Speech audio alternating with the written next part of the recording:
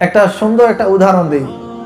আমরা জানি বাংলাদেশে একজন প্রখ্যাত আলেম দ্বীন ডক্টর মিজানুর রহমান আজহারি সাহেব, সবাই চিনেন তো, নাম শুনেছেন। এখন উনার গত 5 বছর আগে একটা বয়ান ছিল, যে বয়ানের মধ্যে উনি রসুল আকরাম সাল্লাল্লাহু আলাইহি ইসলামের সিরাত সম্পর্কে আলোচনা করছিলেন। উনি সেই বয়ানের মধ্যে রসুল আকরাম সাল্লাল্লাহু আলাইহি ইসলাম যখন উনার দুধ মাতা হযরত হালিমা সাদিয়া রাদিয়াল্লাহু তাআলা আনহার নিকটে ছিলেন, তখন যেই কাজগুলা করতেন ওইগুলা উনি ওই বয়ানের মধ্যে পেশ করতেছিলেন। তো ওই ঘটনাটা বলতে গিয়ে ডক্টর মিজানুর রহমান আজহারি উনি রসুল আকরাম সাল্লাল্লাহু আলাইহি ইসলাম যেহেতু ছাগল চড়িয়েছিলেন, এটাকে ইংরেজি ভাষায় কাউবয় বলেছিলেন, যে রসুল আকরাম সাল্লাল্লাহু আলাইহি ইসলাম ছিলেন কাউবয়। আসলে এই যে একটা বিষয় উনি বলেছেন আরো কয় বছর আগে, 5 বছর আগে।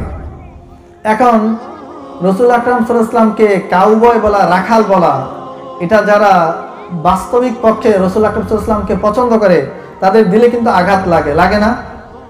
কিন্তু এখন বুঝার বিষয় হচ্ছে, একজন মানুষ 2 ঘন্টা 2.5 ঘন্টা আলোচনা করেন, অনেক সময় মুখ দিয়ে কোনো একটা শব্দ ভুলে বের হয়ে যেতে পারে না।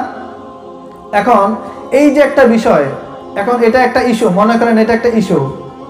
এখন আমি যদি আজকে এই মাহফিলে বসে উনাকে এখন ধোলাই করি যে রসুলের দুশ্মন, রসুলের কোনো মহব্বত নাই, রসুল সাল্লাল্লাহু আলাইহি ওয়াসাল্লামকে রাখাল বলে, আমি যদি এটা বলি, এটা হচ্ছে সমালোচনা। বুঝতে পারছেন এবার?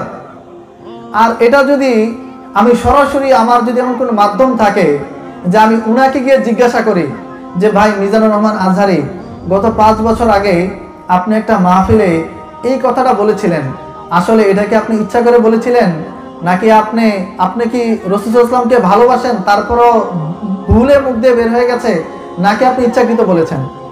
তারপরে সরাসরি উনার সাথে আমার যে আলোচনাটা হবে, কথাটা হবে, ওটার নাম হলো আলোচনা। তাহলে আমি যদি এখানে বসে সমালোচনা করি তাহলে এটার কোনো সমাধান হবে, কিন্তু আমি যদি আলোচনা করতে পারি উনার সাথে, তাহলে কিন্তু এই বিষয়টার সমাধান হতে পারে।